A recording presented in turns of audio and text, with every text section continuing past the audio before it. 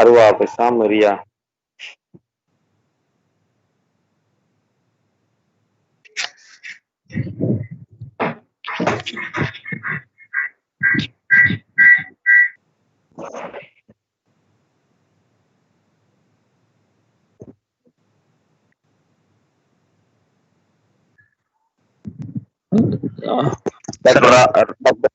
Dr. Rabah sir.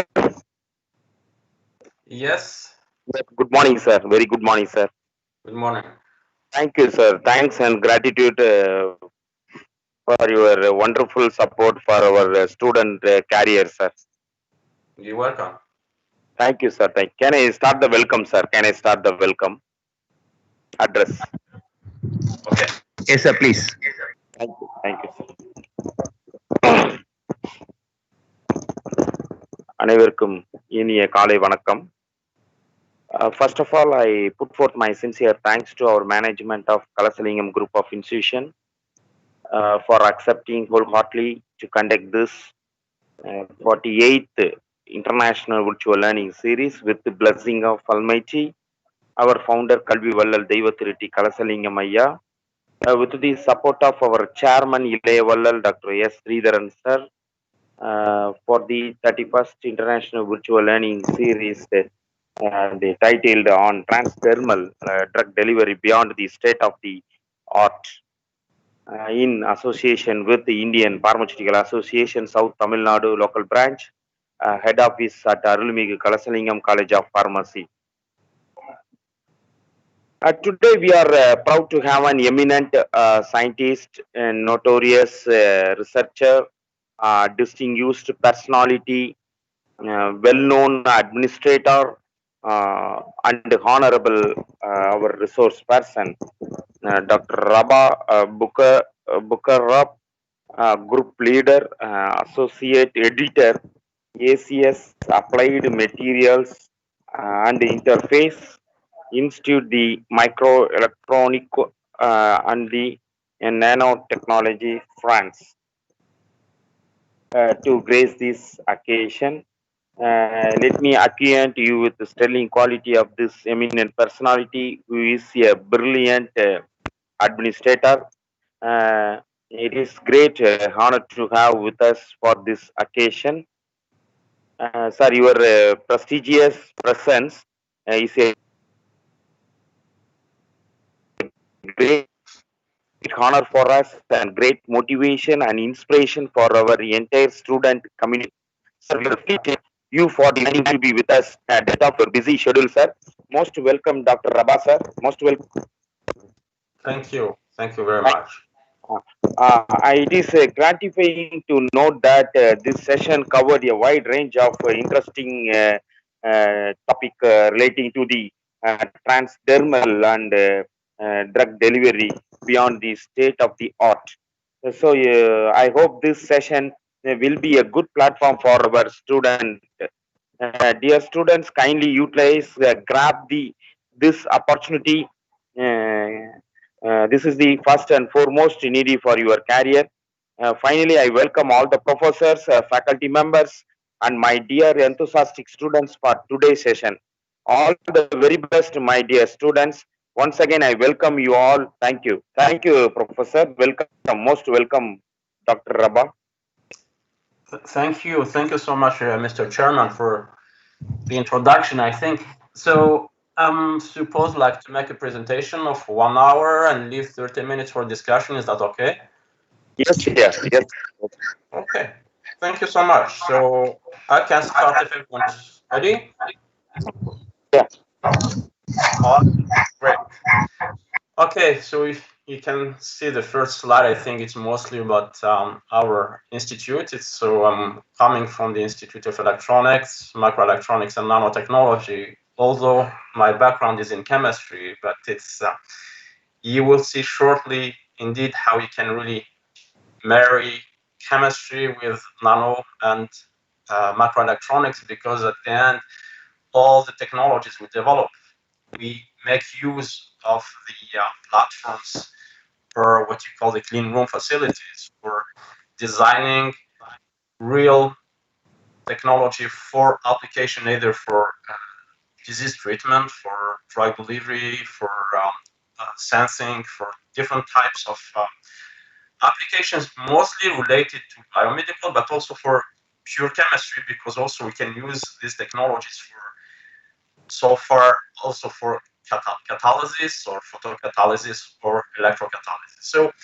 it's really a good opportunity for us to be, we're only the group of chemists in, I would say, a jungle, because it's really a huge institute. It's about 500 people in this institute, and we're only group in chemistry. So most of the people are mostly dedicated to develop devices for electronics, for telecommunications, and so optics as well. So when you see all this, their CNRS, indeed, this institute belongs to the CNRS. For the people who are not familiar with the CNRS is the French National Center for Scientific Research.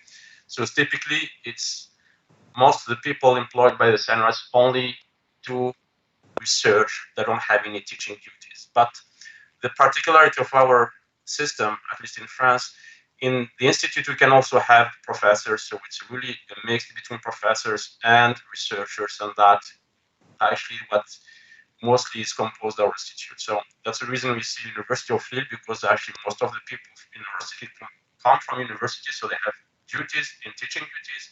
But also we have Polytechnique, other engineering schools which are actually connected to our institute. Great.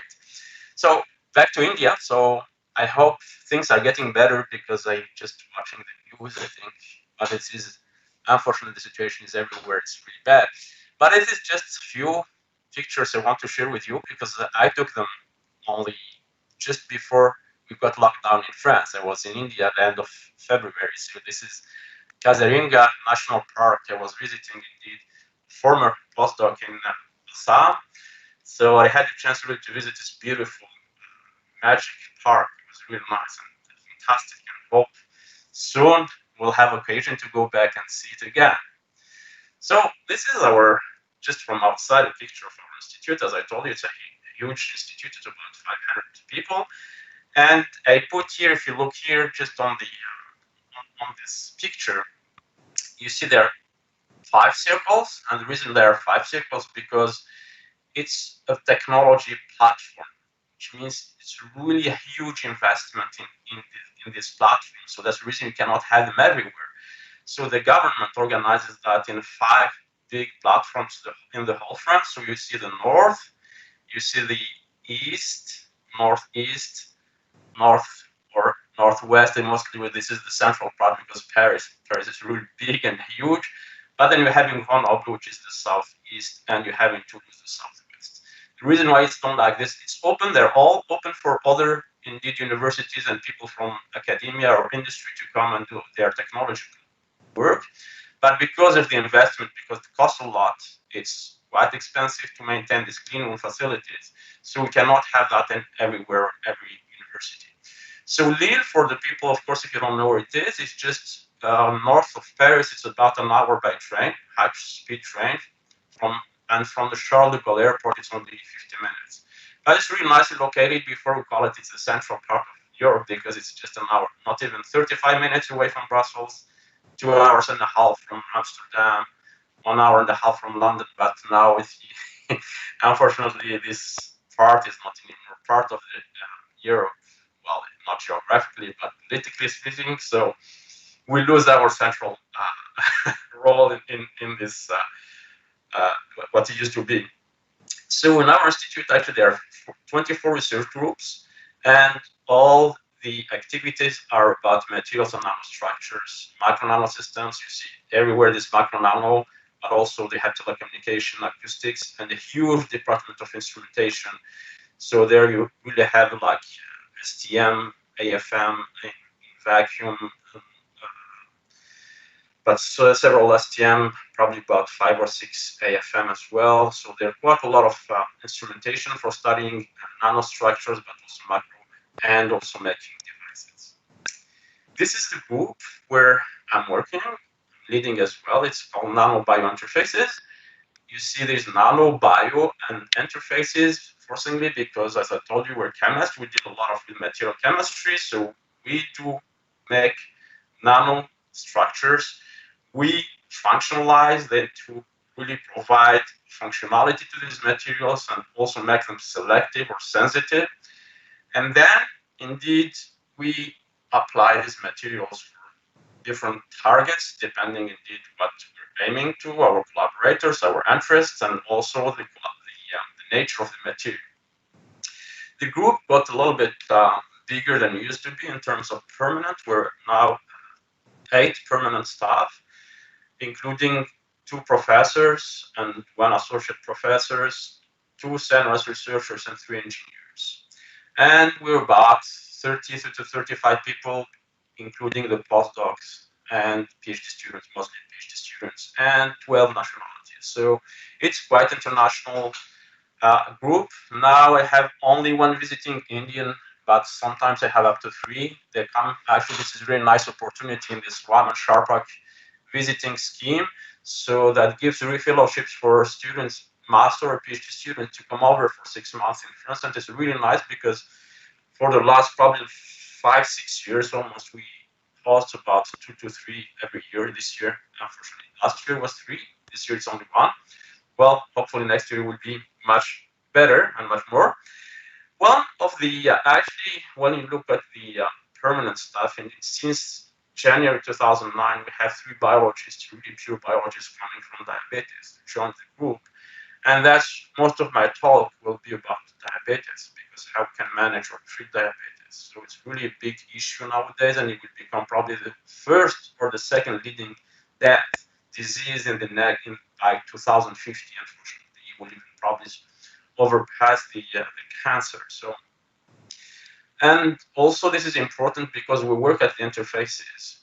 We cannot develop everything ourselves. You know, we're background in chemistry. There are things we can learn, there are things we can do, but we don't have the training in biology. So it's really important to have people you can talk to. You have people that are actually pure biologists, because then you can define yourself and these people the targets, the question, what do you want to target, what do you want to do, what do you want to treat, what do you want to look at.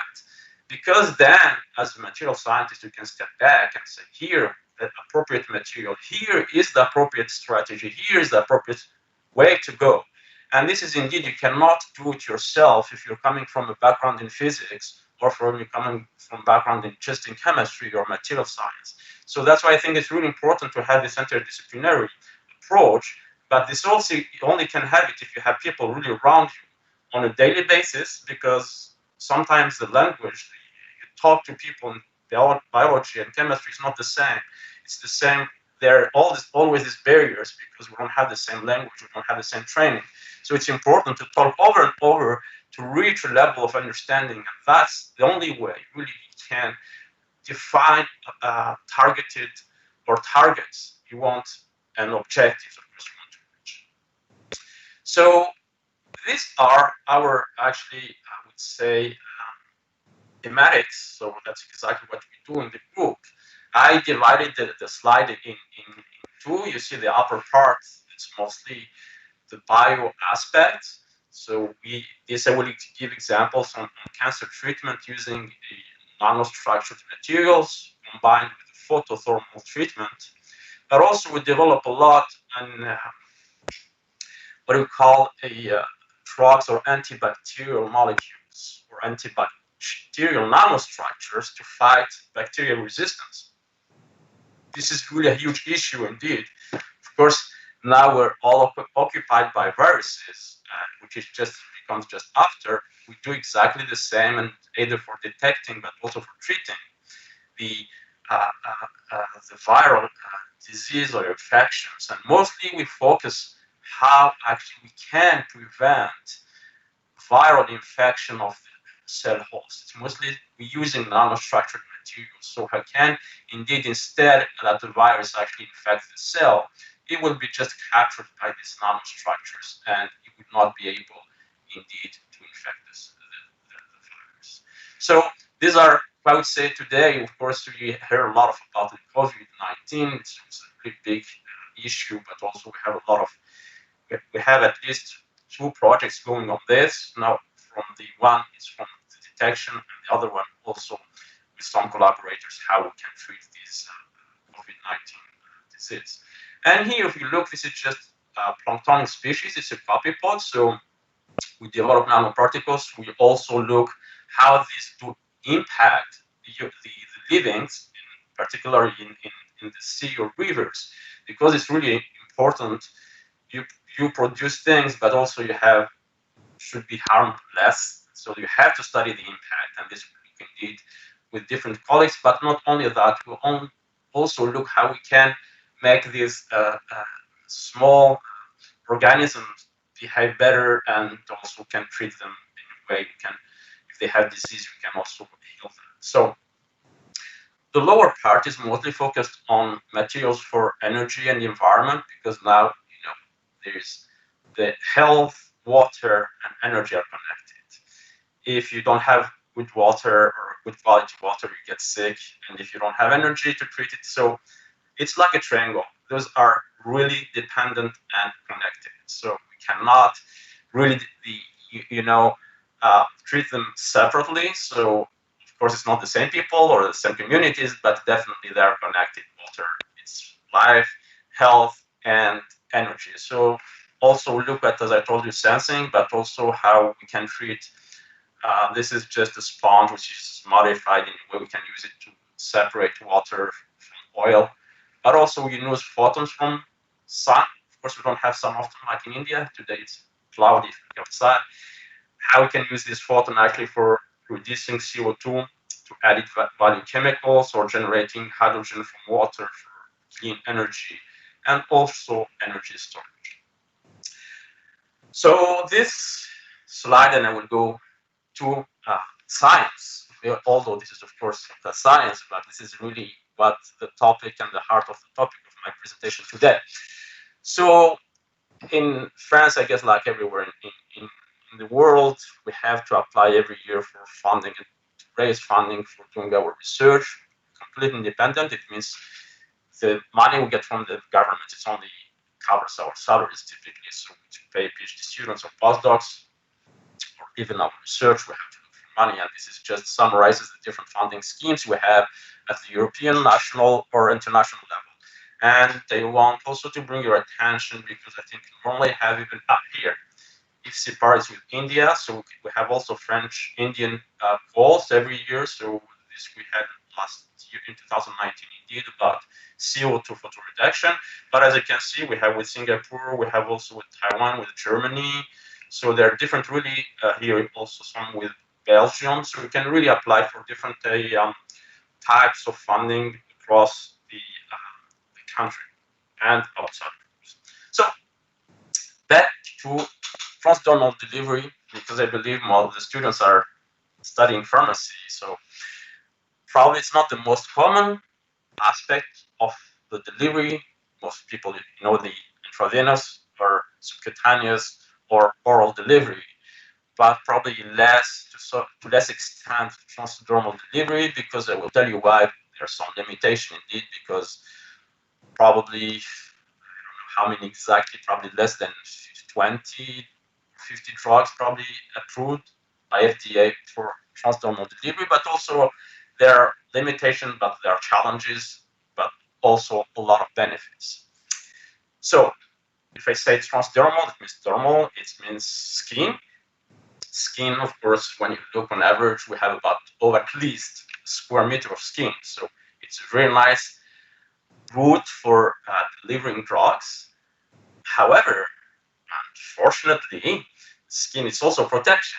It means it's exactly what separates us from outside. That means it's a protection, it's a barrier.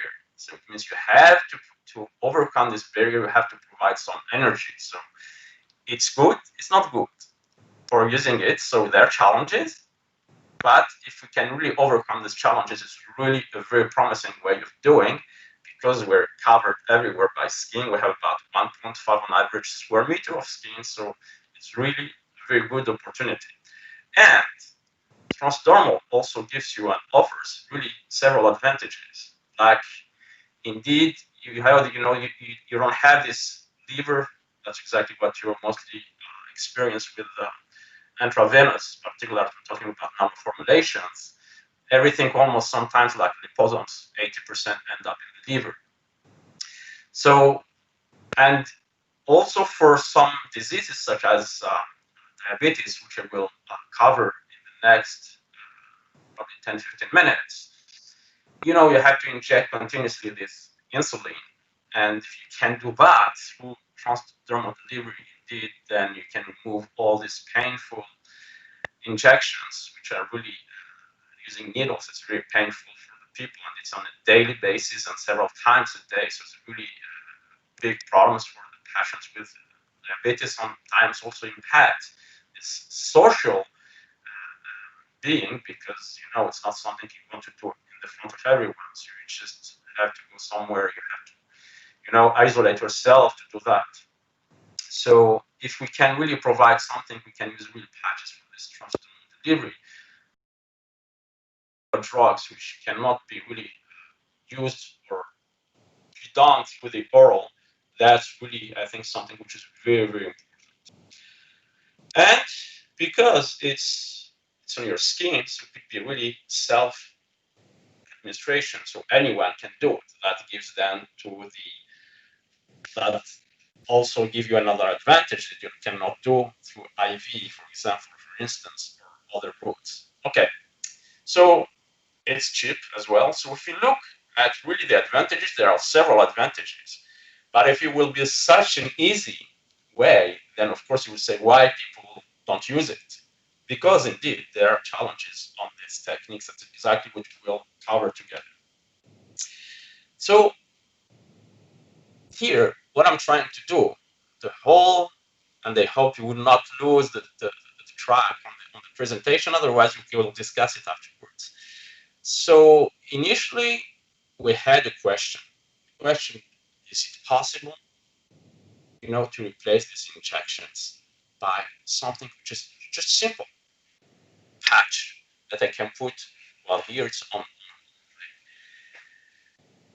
hand, but I can put it on my shoulder or my leg, it doesn't matter where it goes. But instead, what's really important, we can replace these injections, particularly for diabetics, with something that's like a reservoir, it's a patch, which I can actually actuate through stimulants. I can stimulate that with light, with an electrical field, that I can indeed do exactly the same job as here. Most importantly, because I told you work in technology and micro nanotechnology, they can have something which is really connected, for example, to my phone, and I can really control through my phone, cell phone.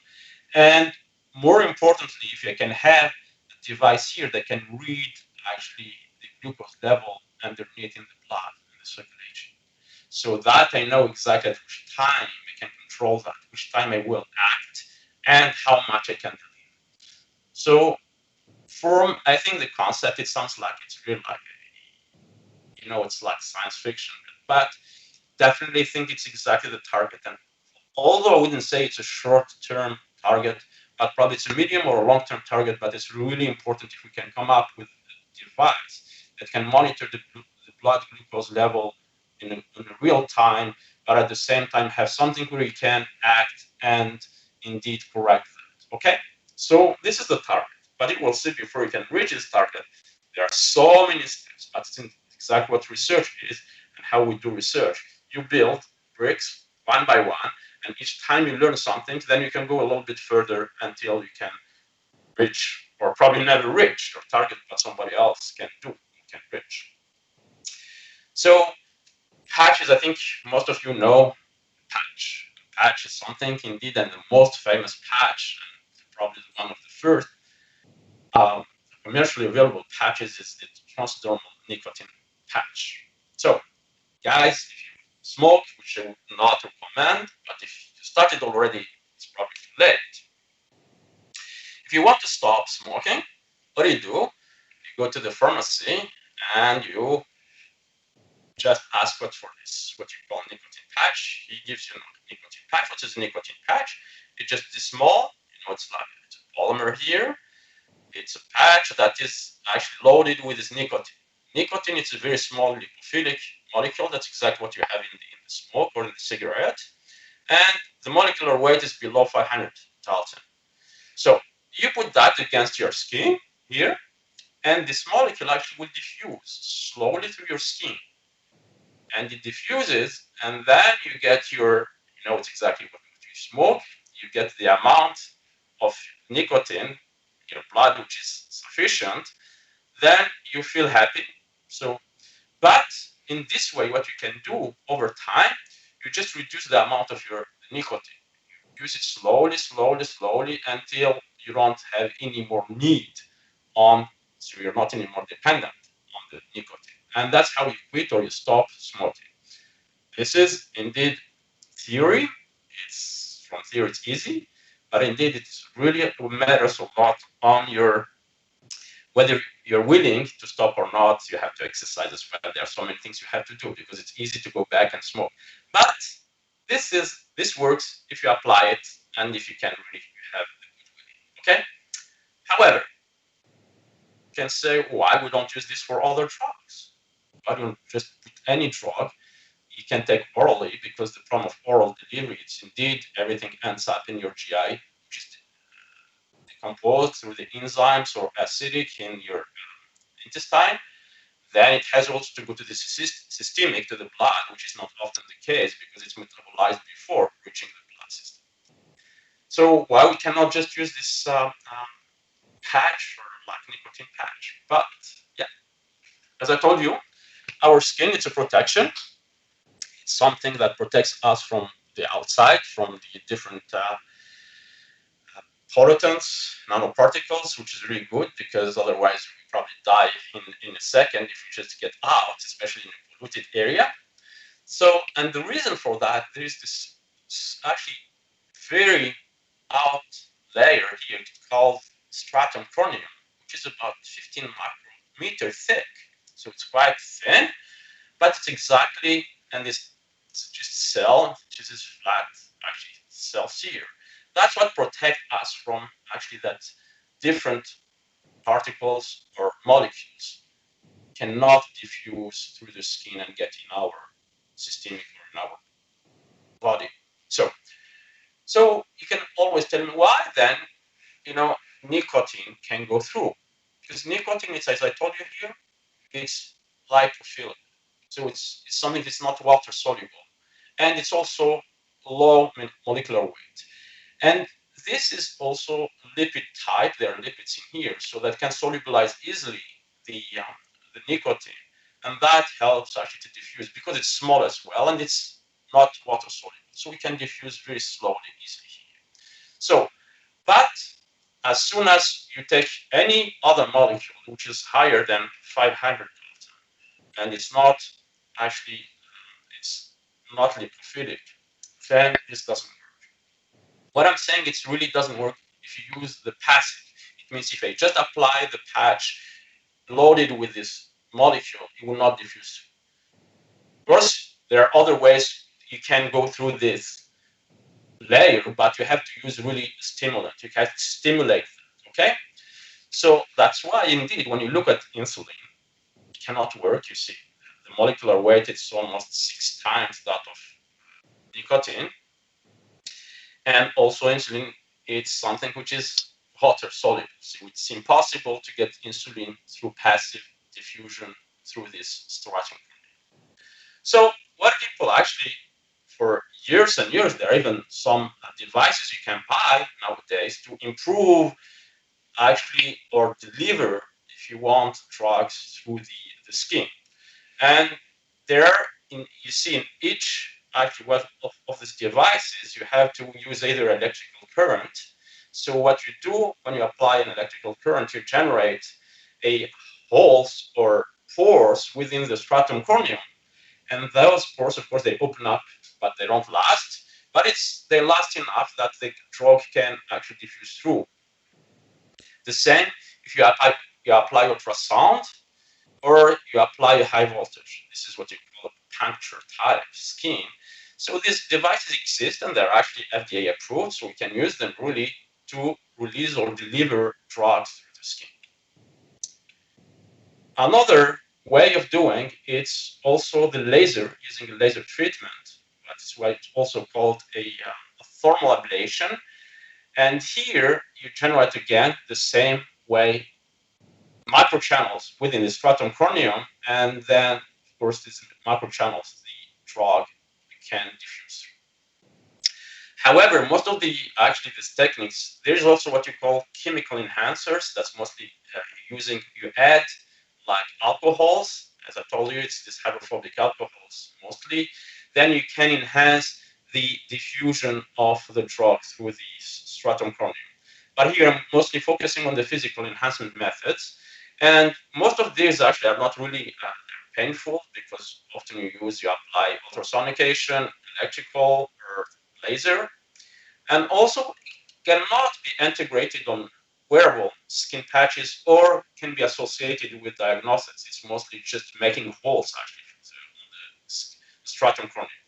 One important and interesting actually device that has been indeed FDA approved, it's using what you call this microneedles. Microneedles, as you can see, the name, it's really needles, very at the micron scale, it's a few tenths of microns. And in this needles, actually, what you have a reservoir, you can fill it with the drug. And this, because the height of this needle, it's higher, actually it's more important than the stratum corneum layer, this can physically actually punch through and go through the stratum corneum and can deliver indeed drugs. And compared to, it resembles like if you have several, small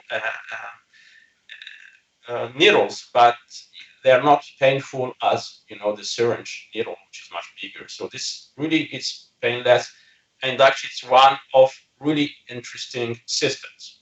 However, you will see on these microneedles also you don't have control. You cannot control the amount of the drugs. As soon as you put them in contact with your skin, the whole drug will be released, and so you don't have a control in the amount. And for a lot of disease, and or most of the disease actually, you have to control the amount of the drug you want to release. So this is really, I think, sorry because I missed the reference. It's not our work, but it's here it is. Sorry. It's published just in 2015. Is to use polymer macroneedles. The advantage of these polymers, because, well, they're safe, biocompatible, but again, in contact with the skin, these polymer needles actually dissolve. And when they dissolve, the big problem, you have a burst. You release in one go the whole load of the drugs. Also, then you have to make new needles. It means you cannot reuse them. Okay, I mean, the polymer is cheap, but the problem is not the price. It's not it's mostly related to the control. You don't have a control on the drug release. So this, I think, it's really the most important aspect of this transdermal drug delivery. And there are products actually nowadays FDA approved on the drug delivery using microneedles. Okay. Also for insulin, it does work, and you can reach really good results. So, however, all the techniques, whether using applied voltage, current, sonication, microneedles, I think the big problem is indeed you cannot what you call reach this continuous and on-demand delivery. It means not thinking control. Because the idea what you need, really, you need something that you can control. I know exactly when and how much I can deliver. And this is really important aspect of this project. And it's exactly what you wanted to develop, as I told you from initially. You wanted to develop something which is controlled or triggered. And it's based on a photothermal driven transdermal drug delivery. Why photothermal? I will show what's photothermal. It means photo, there are photons. It means you need light. And with the light, it's actually converted to heat. And that heat actually locally can generate open channels within stratum corneum layer. Then the drug can go through. The advantage of this, because I use photons, but I will show you the last examples, you can also apply, you can use electrons to generate the heat. So it's something I can control. I can actually turn on or off the light source or the applied current. So I can control exactly this in a way I want it. And the other advantage is indeed because it's a patch, one indeed can add also sensing aspect. So you can have sensors on this. They can detect either in the sweat or even like small needles, they can go through the skin and detect within underlying under the skin the amount of, like, for example, if we target the diabetes, we can detect the blood glucose level, and then I can turn on the light and deliver the insulin. So, as I told you, on the paper, this looks very easy. This looks very appealing and nice, but on reality, it's much more complex. Okay. Now, so as I told you, because we want to use photothermal, it means we use photons. Then you have to use something that would not harm the skin. Otherwise, you know that if you use, for instance, UV light, it will have a degradation of the DNA, so it means you can potentially generate cancer. But also, a lot of molecules, biological molecules, will absorb actually the photons. And if they absorb the photons, if you excite, you actually provide energy that can destroy them. So we want it to work in a window which is called here near infrared, and it's around. There's a small window here, as you can see, that the protein, melanin, or most of the components of the tissues or biological molecules will not absorb. It's here. You see, it's very, very small window because also you have water that absorbs. So you want that the light is only absorbed by your patch, not by your skin or any other biomolecule. So there is a small window here around 1 micron here. That is what you call near infrared. And for that, it means you need also specific materials. So you have to develop specific materials that actually can absorb the light in this near infrared. It's here around 1 microns. That means the light is only specifically absorbed by the material and that generate heat, and that heat open up the pores within the stratum corneum. What does that mean?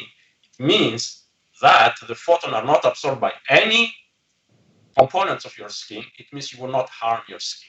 So you see, there's a challenge how I can actually find a material that absorbs light and gives heat, and that would not actually harm or damage my skin, and also would not also this heating when the patch when it absorbs the light and gives heat, it will not also damage the insulin, for instance, because if I damage the insulin, even I deliver it, it's already decomposed or degraded, then it's not useless. Okay.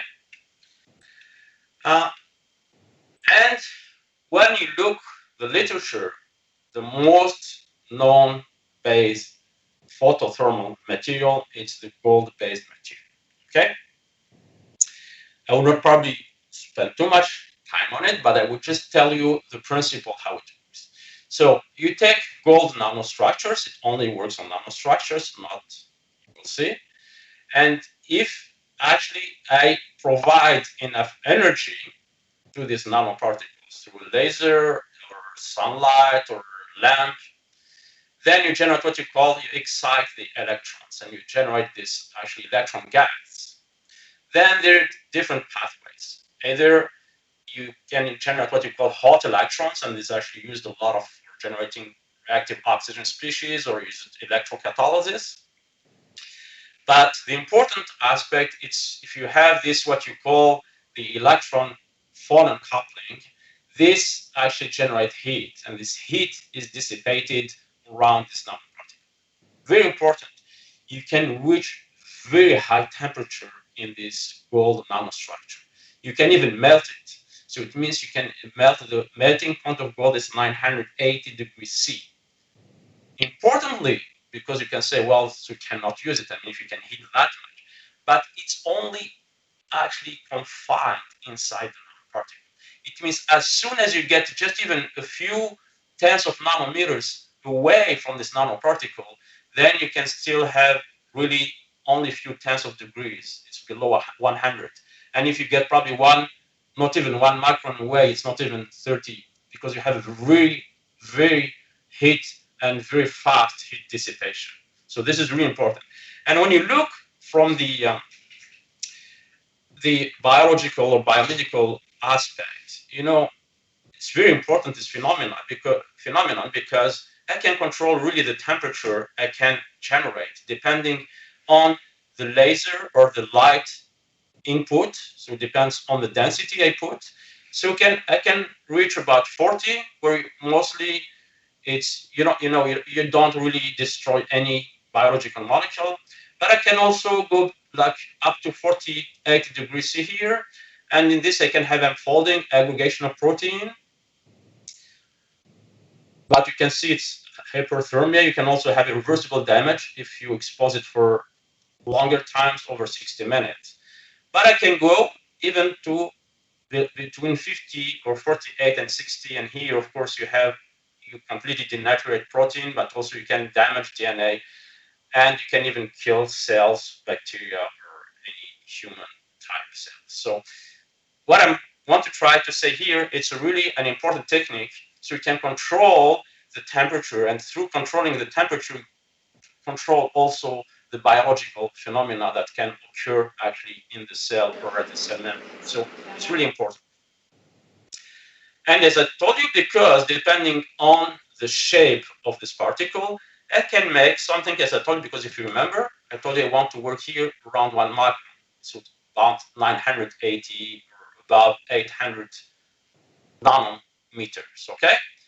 So, and indeed with this gold, if I take just a sphere here of 20 nanometers, they absorb in the mostly around 520 nanometers. But if I make, for instance, rods, you see, I can have here a very nice absorption band around 800, which I can shift depending on the length of the rods, okay? So it's really important. Gold nanoparticles they can actually harvest photons and convert that to heat, but also I can make nanostructures with appropriate shape and size that I can actually use photons within the near infrared, which I don't harm the skin, okay? And chemists in this respect, of course, they can really make almost everything they want, because they can make different shapes. You see rods, you see cages for shells, you can have assemblies of dendrites. You see also this like a ring, and indeed they can control really for each structure here. I can control the absorption, so I can tune really the absorption from the visible to the near infrared. So just basically by changing the shape and the aspect ratio. The aspect ratio is the ratio between the diameter and the length of your nanostructure. Another interesting material is graphene. I guess you know graphene, you heard about it, because it's especially in Europe, there's a big investment of graphene of 10 billion euros, I think, now it's probably ending soon, but for the last 10 years, graphene is really, because it has a high surface area, but also it can convert very efficiently photons to heat, and also because of high surface area, it can absorb a lot of molecules, so it can load a big amount of drugs. And you can see also graphene, if you make it, it absorbs everywhere from the UV to the infrared. So it's really, you can use the light from any source, from the visible to the near infrared. I guess there's no point I spend too much on this, because I think it's better to go to drug delivery. This is just the way you make graphene. It's just mostly we focus on this chemical. If people want to discuss it later, of course, we will be happy to discuss it. Otherwise, you just have to know that you can make it from graphite through chemical oxidation and reduction. But also, actually, you can buy it. I'm sure also you can buy it in India. This is Spain, UK, but in China, mostly every country almost you can buy now what you call graphene. So there, of course, you have graphene oxide. can be dispersed in water, but if you reduce it, it resembles more graphene, then it becomes mostly dispersible in organic solvent for processing. So to different materials, to different properties, but I will show you an example later on how these two materials actually differ. And mostly this is more important than this. Although this is hydrophilic, this is hydrophobic, but this generates more heat than this. I will show an example.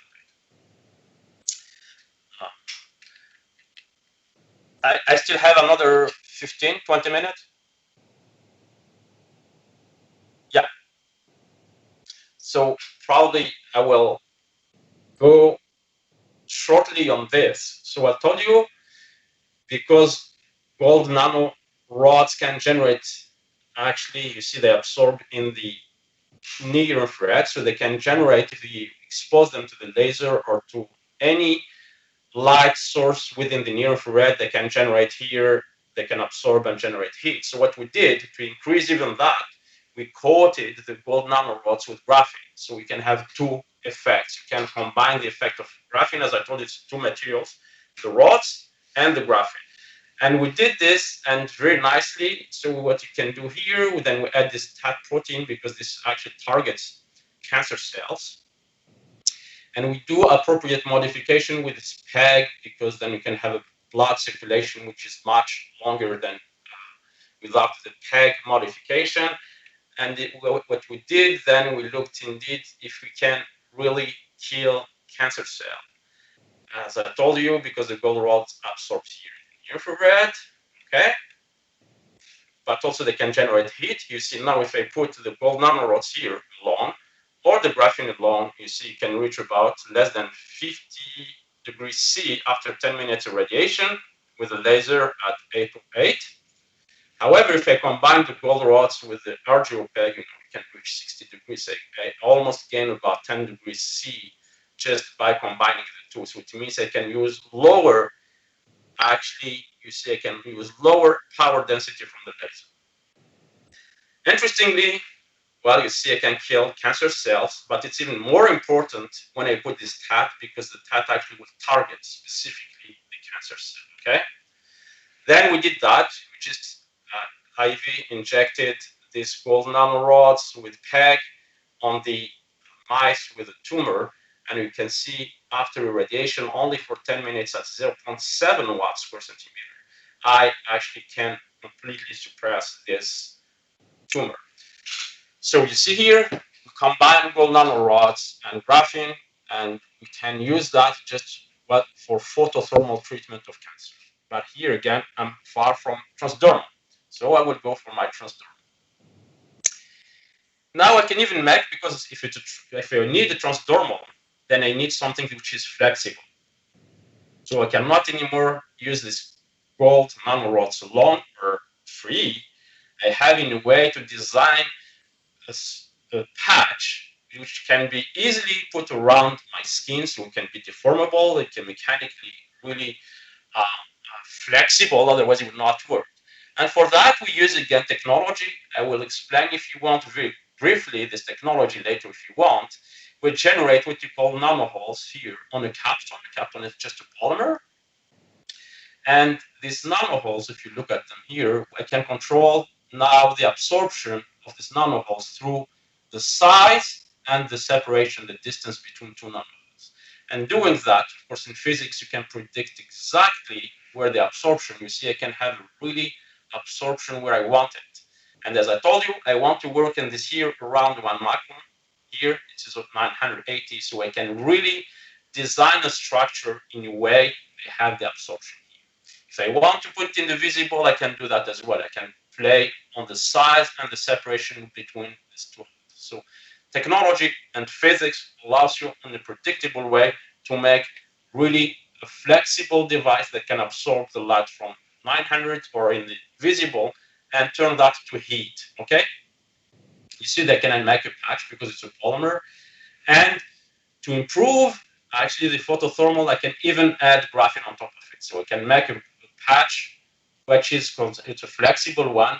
We call it photothermal heater because it's a polymer with gold and graphene. And now if I expose this to light, I can generate heat. And you will see can really heat up to 75 degrees C very nicely. It's really heating very nicely, so we can reach 75. Of course, I don't need 75 because mostly I will work here around 50 because I don't want to damage my skin. And you see, it's flexible. It means if I bend it, I can still apply the light. You still generate the heat. It means it depends. It's independent on the shape. So it means if I put it around my for instance, finger or hand or whatever, even it's in a curved shape or banded shape, I still can generate exactly the same amount of energy, of heat, okay? This I would skip this. Yeah, then I go now. So now we made this, what we did, then now we, before I go to insulin, as I told you, it's a quite complex. It can be easily denaturated. So we wanted to try whether, and that's what you see, it's works that published in 2017, which means it started probably a year and a half before. So we said, okay, you remember this, I guess, or I put it back. Nicotine, it's a small molecule, below 500 Dalton. It's lipophilic. Where insulin is not the case. So we said, well, let's take a small molecule which is slightly bigger than nicotine, but fortunately much smaller than insulin. And indeed, if it doesn't work for this, there's no hope to go further because it will never work for insulin. So this is, again, a lipophilic molecule. It's slightly bigger than nicotine, but it's far below the insulin. And this molecule actually is used mostly for, it's given for people through oral delivery for people when they do chemotherapy. But indeed, it has really big side effects, just as vomiting. So we said, okay, if we can use really this through the photothermal or through the skin delivery, probably can, somebody who had already chemotherapy, give him volumes of drinking and have really side effects. If you can avoid that, it will be really ideal. So what we did again, so we put this graphene now on Capton. We loaded this drug. So you see, this is Capton with graphene, and we have the drug on top of it. What we did, of course, we optimized everything at which pH and which ratio between the loading amount of this ODS on the RGO, at which pH. The pH, of course, it does only have an effect because you solubilize more the drug. It has nothing to do with anything else. It's just because the drug is much more soluble at pH 9 than anything else. Importantly now, if I take this patch with ODS and expose it to light, and you see I can generate heat depending on the laser power. Of course, it cannot work at 10 because it will destroy your skin. It cannot work at anything which is higher than 1.5 watts per centimeter. So the ideal window is between 0.5 and 1. So, but there again, you generate enough heat here. You're about 50, which is exactly what you need. Okay, so that's exactly what I want, and it's 0.7 watts per centimeter. I'm about 50 degrees C. It's exactly what I wanted. Now, you load your drug on your graphene. It could that your drug can stick to the graphene, will not be released when you apply the laser radiation. That's exactly what you wanted to see. And fortunately, indeed, when I actually irradiate this patch that contains the ODS, I can disrupt, or I can actually break the interaction between the ODS and the graphene, and that's in a way I can release the drug, which is very important because if it stays on the graphene, then it's the dead end. And doing that, indeed, I can load and release for over and over. It means I can use this device reuse it several times without having any degradation. Okay, and I can also use it over time. You see, every day I can apply 10 minutes of radiation, and I can release a certain amount. You see, which can take over and over. It means I can store the drug on the device for days and days. I can release anytime, which means you have a controlled release. Okay, but now we have the patch, we have loaded with the drug. I can release this drug in water. Can I now get the drug go through the skin? And to do that, cannot take the skin from human because it's just actually illegal. We don't have a permission to work with human skin. So what we do, we actually work with what you call the pig outer ear skin. This is cheap.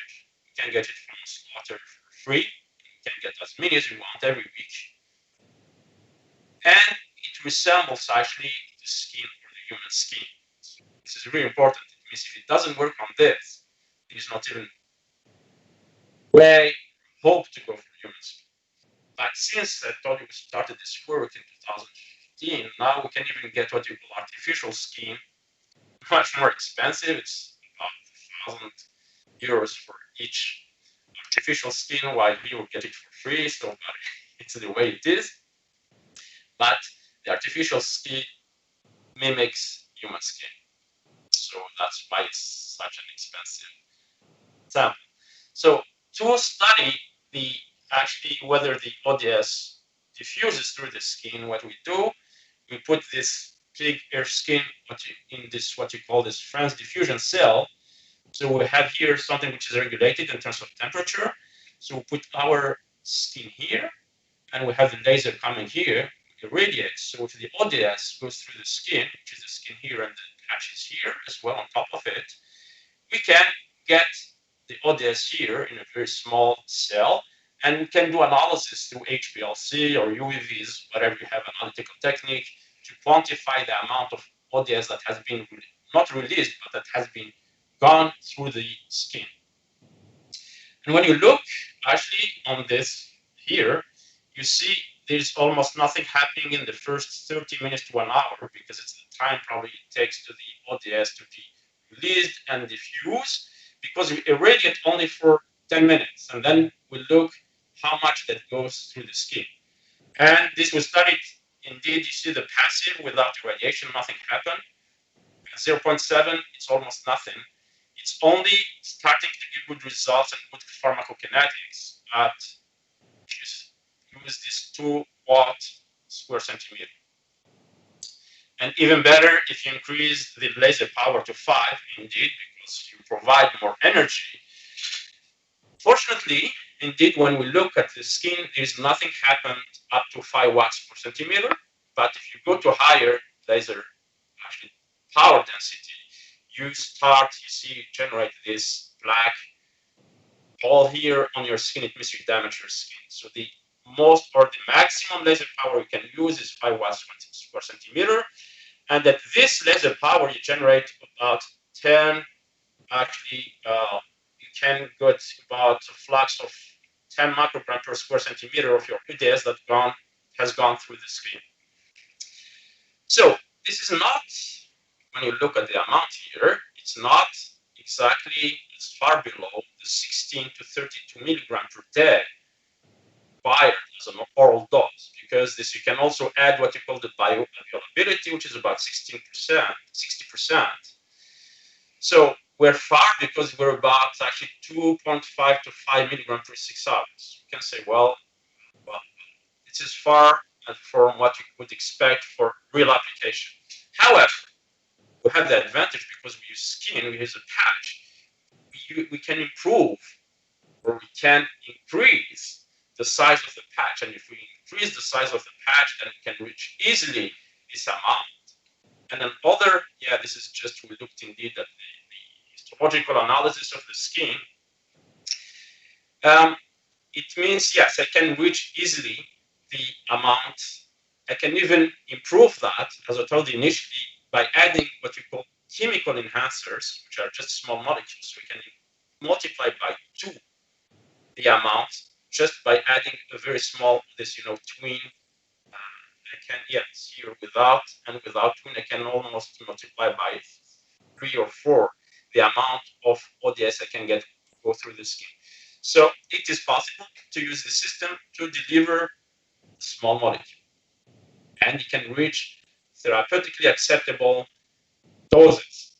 Now, I have probably another I will take another 5 minutes. This I must probably leave it for later, people. This is just some hydrogels. Also, we use near-infrared to deliver metformin, which is a drug used for type 2 diabetes treatment. Okay, I think I skip this. People, I can come back if you people later want to discuss it. So, I go back now. We did ODS, it works, but it's possible not to use insulin. Is it possible to use the same patch to deliver insulin, as insulin is a high molecular weight and it's something which is hydrophilic, it means it can water soluble. And for that, what we did, we made what you call a hydrogel made out of a polymer and graphene. The reason why you have hydrogel, it means you need something that has high uptake, water uptake, because you actually do proteins, you don't want to have them denaturated, so you want something that is highly hydrated. Graphene, you need it because that's exactly what harvests the photons and generates the heat. So you need the polymer to have water, enough water uptake, and you need the graphene to generate the heat. So, as I said, the graphene is important because I can use almost any light I want, from the UV to the infrared. So I can use any laser or any lamp I want to generate heat. The material is made in a very simple way. So we use just, this is the name. Of course, I don't have to say the whole name. You can just see it here. It's the small number. And if you use this is the polymer actually, but if you combine this graphene here and apply UV light, polymerization at room temperature, you see you generate this very nice hydrogen. This is the hydrogen without graphene. Means what gives this black color is the graphene, because it's a black body. It will absorb the whole light on any wavelength. You saw it previously. So if you have graphene and this polymer, you end up with a hydrogel which is black, which is very good. If it's black, it means it absorbs any wavelength from the UV to the infrared. More importantly, when you look at this SCM image of this hydrogel, what you see, it's really porous. What does that mean? If it's porous, it means you have you can load a high amount of insulin, for instance. And it means you can store insulin in very small pores throughout the polymer. And it means that will depend also on the thickness of the polymer. The thicker it is, much more insulin you can store in it. You see the water uptake is quite high. If you have the swelling, it can go up to 160%. It means you can really have a high water uptake. As I told you, it absorbs because of graphene. It absorbs everywhere. It's really perfect. And also, it's stable thermally. Tell me why you need to be stable? Because we apply photons to generate heat. It means if my polymer or my hydrogel is not stable, at least for 100, I can destroy it. But if you look here, if I can, it's stable roughly up to 200. I don't need that much heat. I only work about 50. So it would be somewhere here and somewhere here. You see, you don't have any weight loss. It means it's really pretty stable. Can I generate heat? Yes. And you can see now, if I have this hydrogel, which is in blue, it's much better than polymer. Of course, it's not generating heat at all.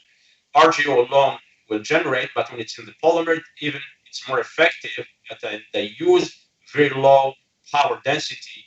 They generate about 60, almost 70 degrees C here.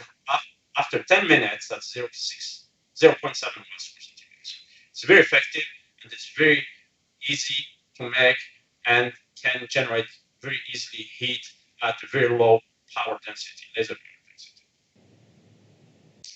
This is all optimization indeed to improve indeed the how much the loading of insulin on this hydrogel. So we work at different pH. We looked at how the amount of RGO impacts this. So this is of course a lot of work, but And indeed, I just summarized that in a very short slide, but the postdocs spent quite a lot of work before to find the appropriate and optimize the hydrogen. When you did that, of course, what you do, you want to see whether the insulin stays without any heating, without any photons, what you call the passive release. And fortunately, indeed, on all the hydrogel, the insulin that has been trapped inside the hydrogel is not released. It means it stays inside this porous hydrogel, which is perfect. And now, another aspect which is really important, it's whether I can release this insulin, because passively it's not. Now, if I shine this laser light, 980 at 0.7 watts per centimeter, can I release this insulin? Yes, this is really good, and this is really important, because if insulin stays inside the hydrogel, it doesn't release, then it's the dead end. And fortunately, I can release it, I can roll out, put back the insulin, release it, and I can do that over and over. It means I can use this patch. Moreover, and I can also use it over time. It means I can store the insulin, and every day I can release a certain amount from that, which means it's like a reservoir. I can use it over days and days. Now the main question comes.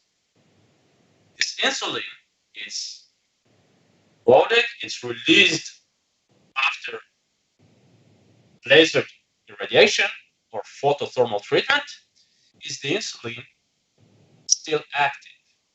Because the drug is small molecule, it's stable, there's no problem. But insulin can be denaturated. And if it's denaturated, it means even it goes through the skin, I can release it, but it's denaturated, it cannot actually do the job.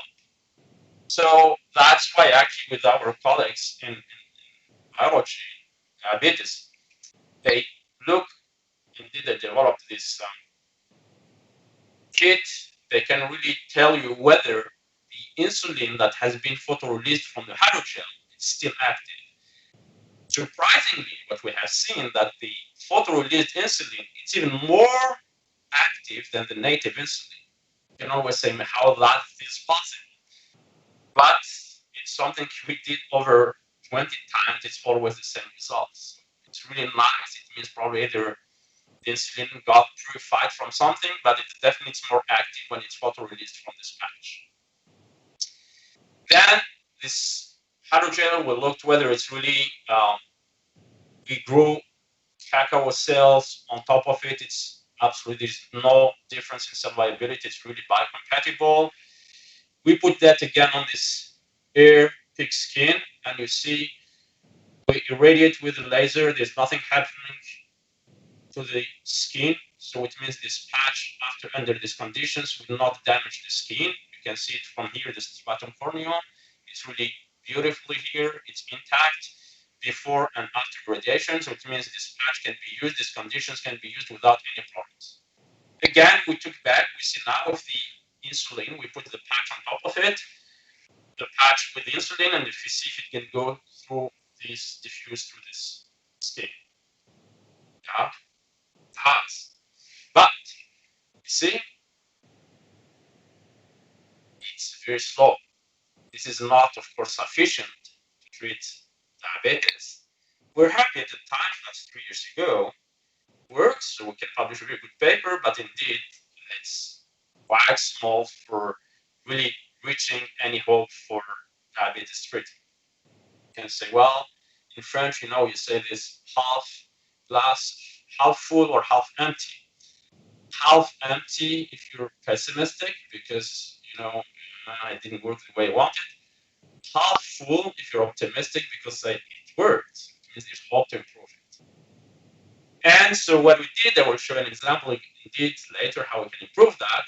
We wanted to understand exactly if this insulin diffuses, how it does diffuse through the skin.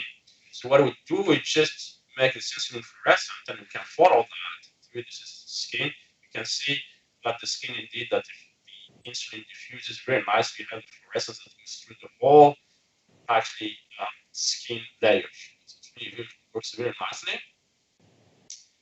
Since then, we moved to something else.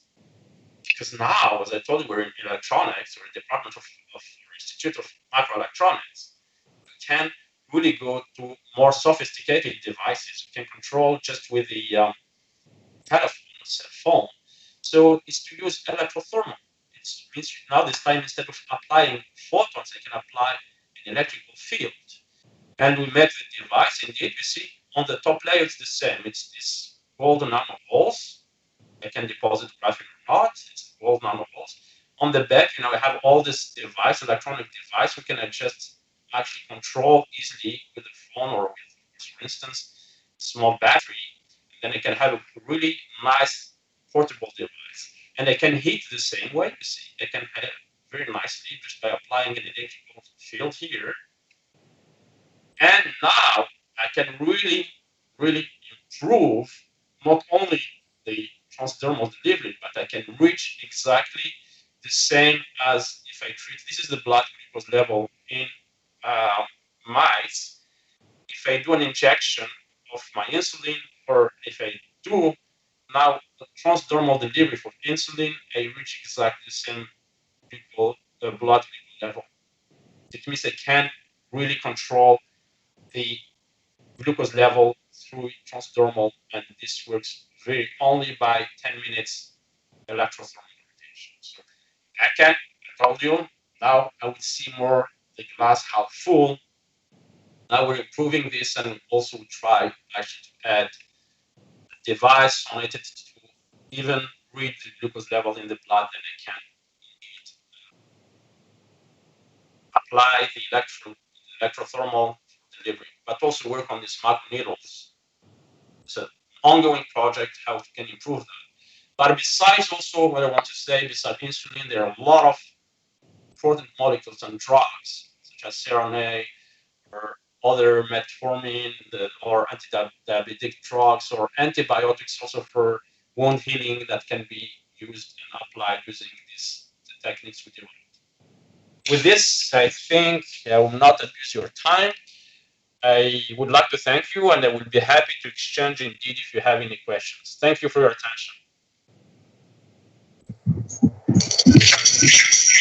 Thank you, sir. Sir, thank you, sir, Dr. Rabah. Thank you, sir. Really, we had a wonderful presentation, sir. Rabah, sir, Dr. Rabah, sir. Really, we had a wonderful presentation, sir. Any questions? Any questions? Thank you, sir. So there is a question in the chat box.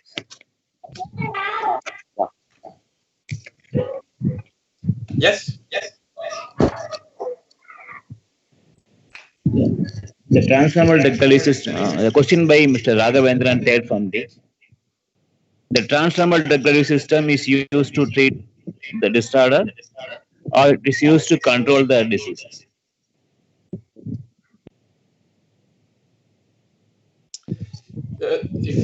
No, I think the transdermal delivery is mostly for treatment, because the idea indeed is to deliver drugs to treat a disease. And here I took the example of a insulin is to manage diabetes. Instead of having these needles, injections, if I can have a patch where I can deliver this insulin and manage the diabetes.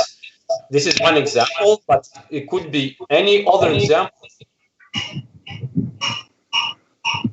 So the transdermal delivery is for treatment. Okay, sir. Thank you, sir. Sir, you have told about photosensitized drug delivery, sir. So in that, the drug delivery is depend upon temperature or the wavelength of the light, sir. Sorry? The penetration of drug in a photothermal device controlled transdermal drug delivery system, it's depending upon the temperature or the wavelength of the light. wavelength of the light. Actually, you talk about the photothermal, right? Yes, sir. Yes, the photothermal, actually, when you look, what's really important in this photothermal transdermal delivery, it's here. If you look at the laser power, so you don't want to use high laser power because I showed it here, I think previously. Sorry, I will go back here. Yeah, if you use a high powered laser, you see you can actually burn your skin. So what's important indeed, you need a material that can absorb a little bit of light and generate a lot of heat. It means you work at a very low power density. And that's really important. And it's only defined by the material characteristics, the nature of the material you use for the photothermal transdermal delivery. So the important part indeed is the material that can really only works with very very low laser power density. Thank you, sir. Sir, in transdermal decorative system, the nicotine badges are the commercial, widely accepted commercially transdermal decorative badges, sir. But still, there are a lot of controversies in the nicotine patch. Like instead of they cutting down the smoking cessation, they are going to be increase the smoking nicotine craving among the patients. So, what is your opinion on that, sir? Um, I think indeed you're right in a way that when you look at the number of the drugs FDA approved for transdermal delivery, there are not so many, indeed. But I think it's not because this technique is not, I would say it's not suitable, but the problem until now, indeed, there are not so many techniques, and the techniques, for example, used, I would just go back to the first, yeah. These techniques are really using this physical enhancement method are not really appropriate because there really can be harm to your skin. However, if you look at the recent examples on the microneedles, there are quite a lot of actually systems approved for microneedles delivery. And this is really becoming more and more, so there are more and more FDA-approved systems for transdermal drug delivery using microneedles. But I think indeed for a long time, the most efficient and easy way, if it's possible, is the oral delivery because it's easy. You don't need anything. Somebody gives you a tablet, you just swallow it. It's much easier than anything else. But when you look for a lot of drugs, I think more and more in the next probably 5 10 years, there will be more and more drugs for coming on the market using the transdermal delivery. Thank you, sir. There is a question from Dr. Soumya. Discuss issues in large-scale production of this microneedle-based transdermal. Yeah. On the microneedles, I think, as I said, they're quite. There's actually FDA approved, so they're actually microneedles you can buy on the market, basically on polymer or on different materials. The only problem I think with these microneedles, particularly if I look here, especially for those of using the polymer, for instance, you don't control the amount. So you load your drug here, and when this needle goes through the stratum corneum, the whole drug is released in at once. It means you have a burst. While it's not really something you want. You want, if I have, for example, to release a given amount, I have to control that. I can say, well, every hour I want to deliver 1 microgram, for instance, or 2 micrograms or 1 milligram of the drug. So this still actually missing for this type of systems. It means here what I can do, it's something I know, for example, every day I can take a given amount of a drug, then it's okay because I can apply my patch once a day, it's okay. But if you want to have something which is controlled over time, it means over days, then you need something where you can really have hand on it, you can have a way you can control that. And that's exactly what we're proposing. We want to use something that using light or electricity, I can control the drug release and the drug I want to deliver over time. Just because if I turn the lights on, there is delivery. If I turn it off, there's nothing happen. While here, it's almost a passive because all what these microneedles do, they go through the stratum corneum. It means you just actually overcome the barrier that stops the passive delivery. But then it becomes like a passive when it goes through the stratum corneum. So what's missing indeed in this type of microneedles is how we can control the release over time, not only once, but if I have this patch on my skin, how can I control it over days and days without having each time to put a new patch? Thank you, sir. So there is a question from Mr. Arjun Kumar. So can we target liver by using transdermal delivery system? Can you target liver? Yeah. All you can target is the advantage. No, that's a question, sir. Yeah, the advantage of transdermal delivery here. Yeah. Compared, for example, we can compare to oral. If you compare to oral delivery, which is painless and very convenient delivery system, is that oral delivery, everything goes through your GI, gastrointestinal system, and most of the drugs actually they're metabolized in the what you call the high intestine or in your stomach because you have a lot of enzymes, so a lot of a change in the pH, and only those drugs are not metabolized. And if they can diffuse from the intestine to the blood system, potentially they can reach the liver. So here, the advantage you have with the transdermal, of course, you don't have to go through the GI, so you don't have the problem of the degradation, and particularly for the drugs that are actually sensitive to enzyme or to pH. Also, the other advantage, you're not limited by the nature of the drug. It's hydrophobic or hydrophilic. If you can make it go through the skin, then that's not a problem.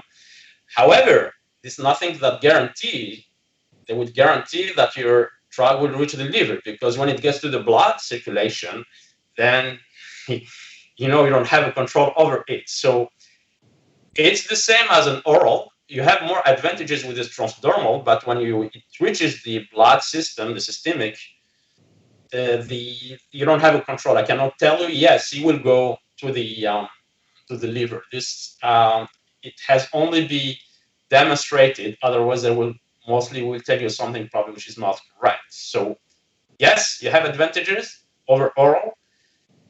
Then whether it will go to the liver and reach the liver, this I don't have an answer at this time until we do the experiment. Thank you, sir. Thank you. Sir, you have discussed about the insulin-based transdermal delivery system, sir. Yeah. Since insulin is a protein, it will easily denatured in the higher temperature, sir. So around 30 to 40 degrees centigrade itself, it will become denatured. So how long it can be used in the thermal assisted or electric assisted transdermal delivery system, sir?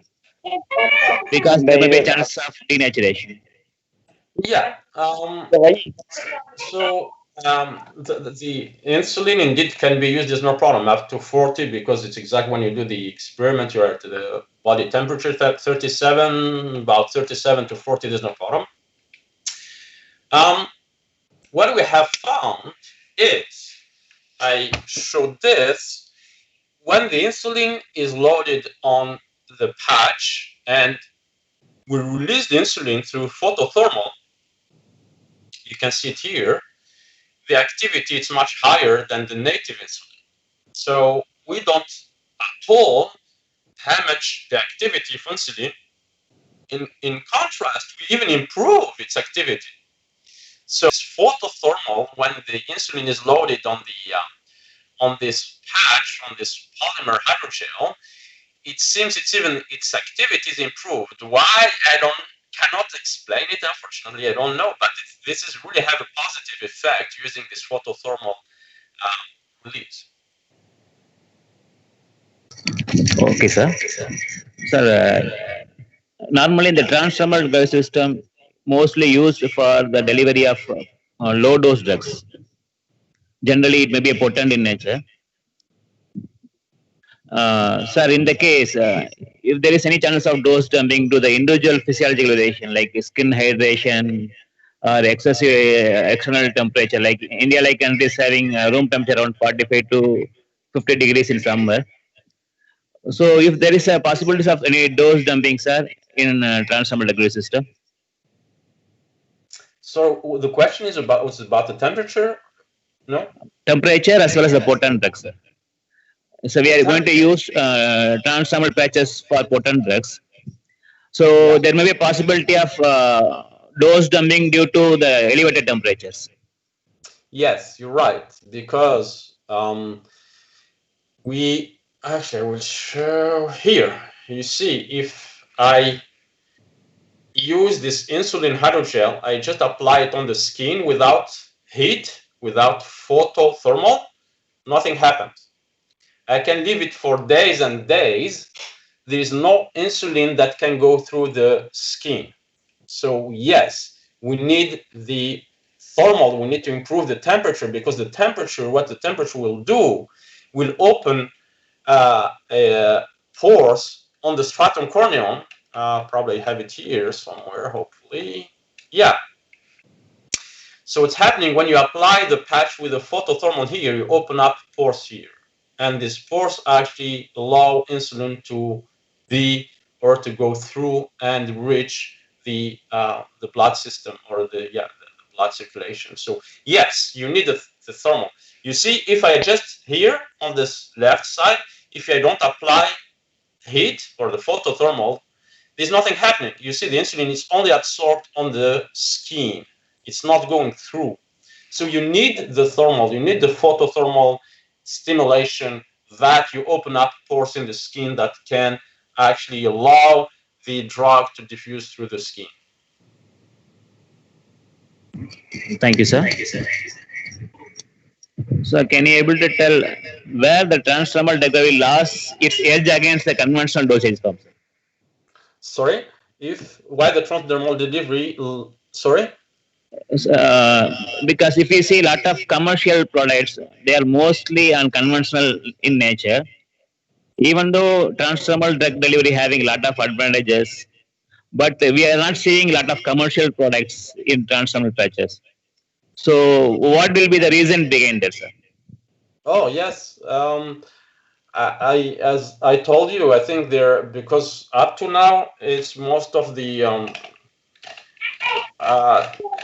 most of this transdermal delivery system are based on physical, which are not really very convenient. I think they're mostly, when you look, it's these guys, it's this ionophoresis, sonophoresis, velocity-based devices. In all the systems are really somehow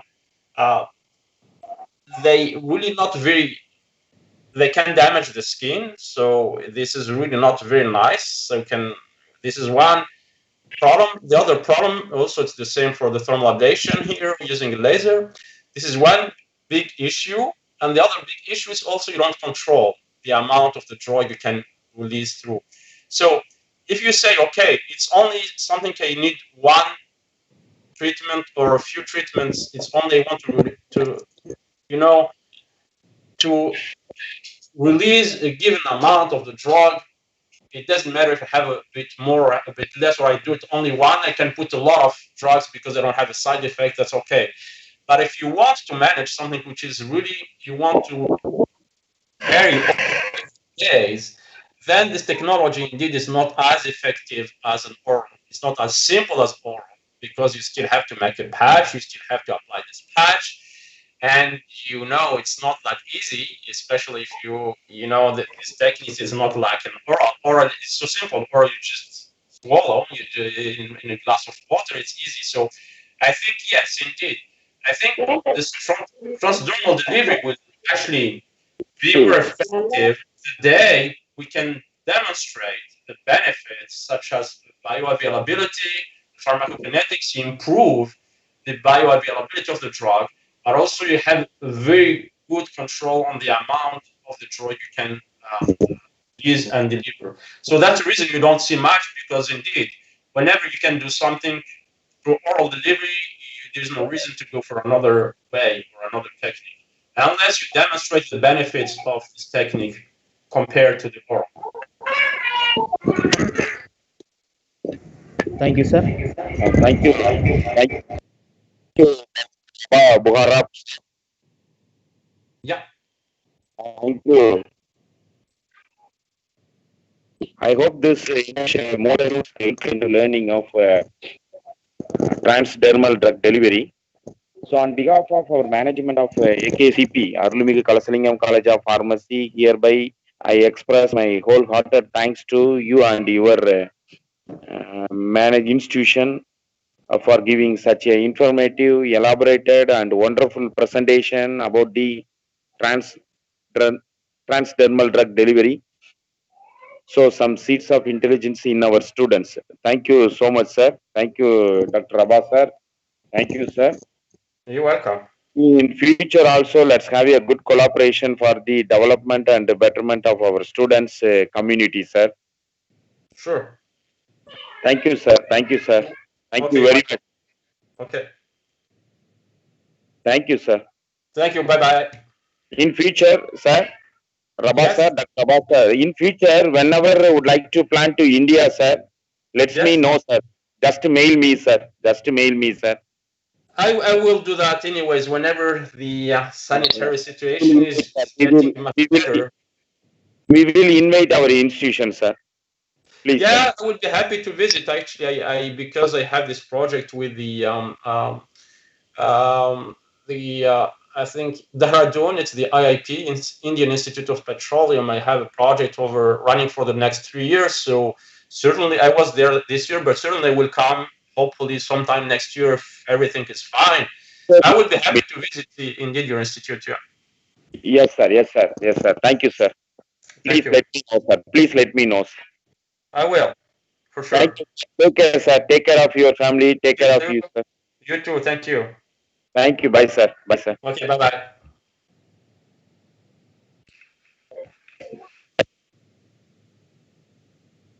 Transdermal.